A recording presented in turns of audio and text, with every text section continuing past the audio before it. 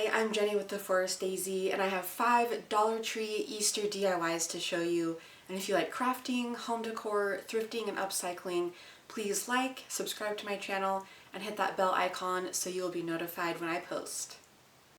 I got a pack of clothespins from Dollar Tree and I grabbed a few of those and twisted them around and removed the metal spring that was in the middle. And I dipped my paintbrush into Hello Hobby orange paint in the color pumpkin, and I got that at Walmart. I made sure to paint every side of the clothespin, and I just ended up doing one good coat and used my heat gun to dry those off. And once that was dried, then I grabbed a piece and put hot glue on the flatter side, and then grabbed the other piece and pushed those together to make a carrot. And I ended up doing that for 3 clothespins for one bundle. And then I took one of those, added hot glue on the side on like the lower third part, and pressed another clothespin directly beside it. And then for the third one, I just put hot glue on the lower half and then put that right on top of the other two. And I had some greenery in my stash already, so I grabbed a piece of that. And there's a part at the back of the carrot bundle that kind of goes down, so it was a good spot to put the greenery in there. And I cut a piece of jute string and wrapped it around a few times and then tied a bow at the front.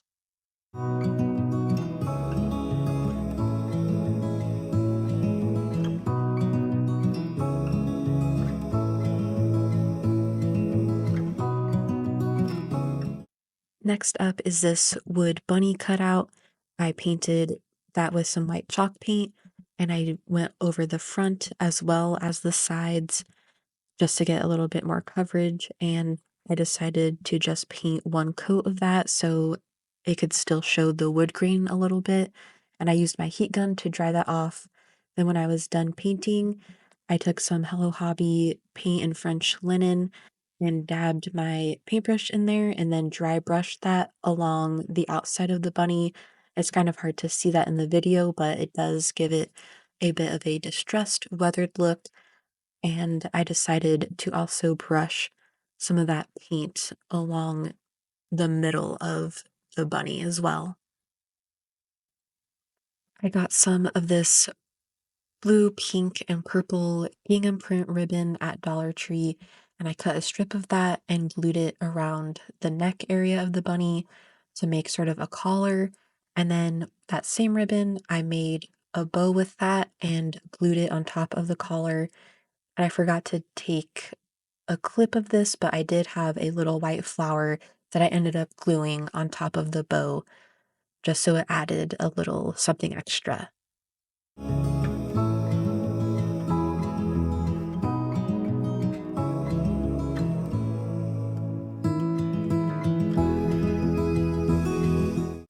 Dollar Tree carries these little wood crates, so I picked up one of those and painted that with some white chalk paint and went around all of the sides as well as the inside of the crate just so everything was covered.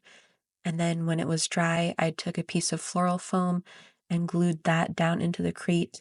And I did get that from Dollar Tree as well. And they usually carry moss, but I had this moss from Walmart in my stash, so I took a handful of that and glued it on top of the floral foam. And the crate wasn't completely full, so I just put some more into the sides and trimmed the excess that was sticking out. And then these carrots are also from Dollar Tree. I did see those again this year, and I put hot glue at the ends of 3 of them and glued them vertically so it looked like they were poking out of the ground into the carrot patch. Then on one side, I put a little bit of hot glue and had some orange polka dot ribbon. I think this was from Walmart or Hobby Lobby, but Dollar Tree usually has different orange ribbon, and I wrapped that around and met that at the back and then glued the end of that.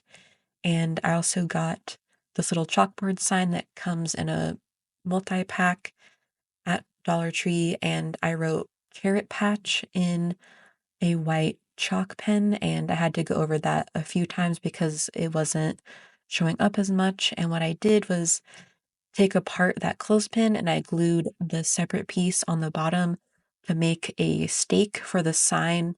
And I decided to put that in the back behind a couple of those carrots. I thought it needed a little something extra.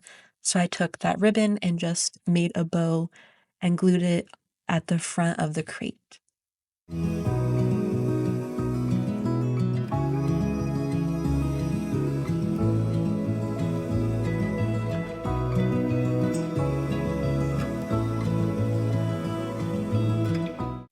Dollar Tree also had these wood egg cutouts. I painted it in folk art chalk paint with the color sage, and I like that it's more of a muted color rather than the bright pastel that is typical for Easter. Painted the side, and again, I just did one coat because I liked that the wood grain was showing through. I sort of changed my mind on what I was doing, so I took a piece of floral print paper I got in a pack at Walmart, and I don't know if they have this exact pack anymore, but they always have a variety. And I traced the egg on the back of the paper, then cut that out with my scissors, and I put Mod Podge on the front of the egg, and I will usually paint the back side of my projects as well, but I was just trying to be quick for recording purposes, so I didn't need to paint the front either, but I put the paper down on top of the Mod Podge and ran my hands and fingers all across the wood and went around the outside edge as well so the paper would be attached. Then when it was dry, I put some parchment paper down and went over that with my Cricut mini press to reactivate the Mod Podge and smooth out any bubbles that formed. Then I went around the outside with sandpaper that is also from Dollar Tree and got that excess paper off. Then put hot glue on the back side and put the end of some jute string on there, wrapped that around a few times and glued the end down. Then I had a daisy flower in my craft stash, but you can get flowers from Dollar Tree, Walmart, any craft store. And I chose to glue it off to the side.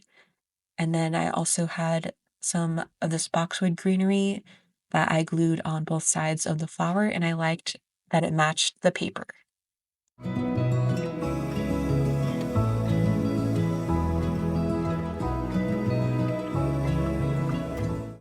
I got this carrot wreath frame and this yarn from Dollar Tree.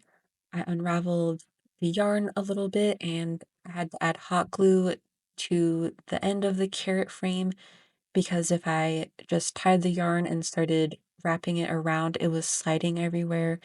So once I got that base established, I began twisting the frame and I didn't exactly like that method. So I grabbed the yarn with my hand and wrapped it around the frame, and that way it was a lot easier.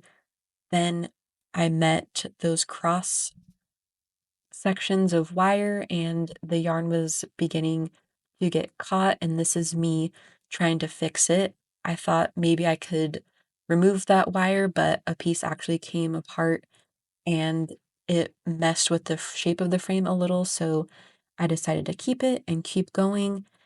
And when I got to the top and the carrot kind of makes that arch shape, I began adding more hot glue so the yarn would stay in place.